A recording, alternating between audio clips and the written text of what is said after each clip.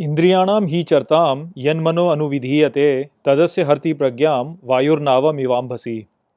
Hello friends, this is the 67th shlok of the second chapter of Bhagavad Gita, and today we will understand this shlok in detail. So let's first go over its meaning. So the shlok says, Indriyanam hi chartam, which means one who conducts only by the senses, yan mano anuvidhiyate, which means whose mind remains engaged in them, Tadasya Harti Pragyam, which means his Pragya is stolen, Vayur Navam Mivambhasi, which means just as air does to the boat on water.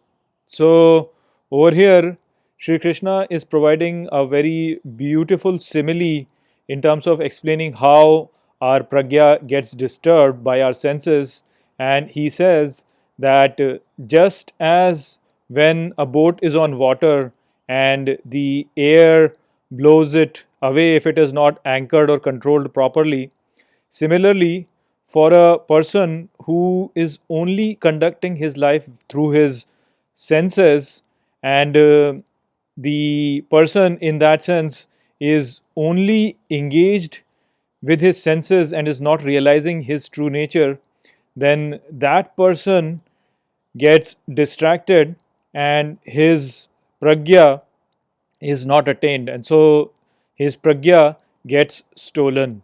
So this is a very good picture which can help us understand the whole problem that we face in terms of remaining sthit pragya, which is basically having a mind which is completely in control of its thoughts and feelings. So the picture over here very nicely portrays it. So if you were to imagine that you are living your life or conducting your life or performing your activities just as you are rowing a boat, because this is something which is very common, in the Indian traditions we always talk about the prayers where we say, oh Lord, let our boat pass the river. So basically, the simile over here is to show that the boat is our life, and we are asking God to make us succeed in crossing the river. So the boat in itself is a picture of the way you are living your life, and all the process of the all the activities that you're performing in your life are basically portrayed by rowing your boat on water. Now, when you are conducting your life, there will be a lot of distractions that you will face, which are basically the sense pleasures that you see all around you, and these things are the ones which distract you from the real purpose of your life, which is to become one with the divinity which is inside you and realize what truth is.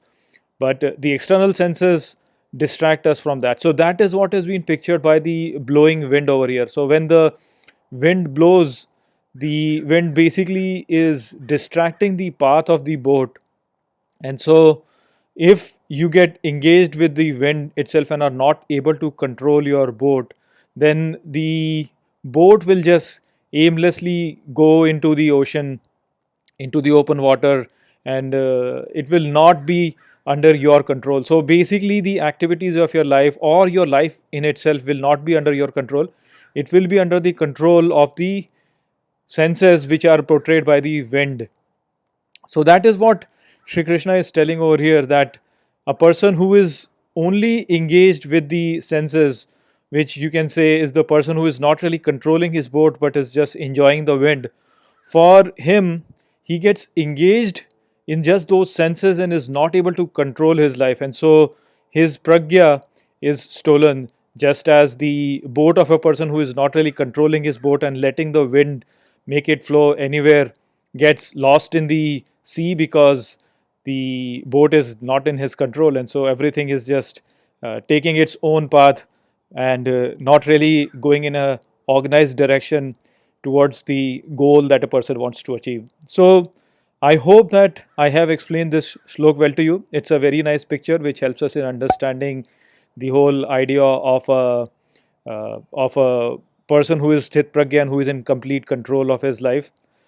With that, I will close this video. I'll see you all in the next video. Take care.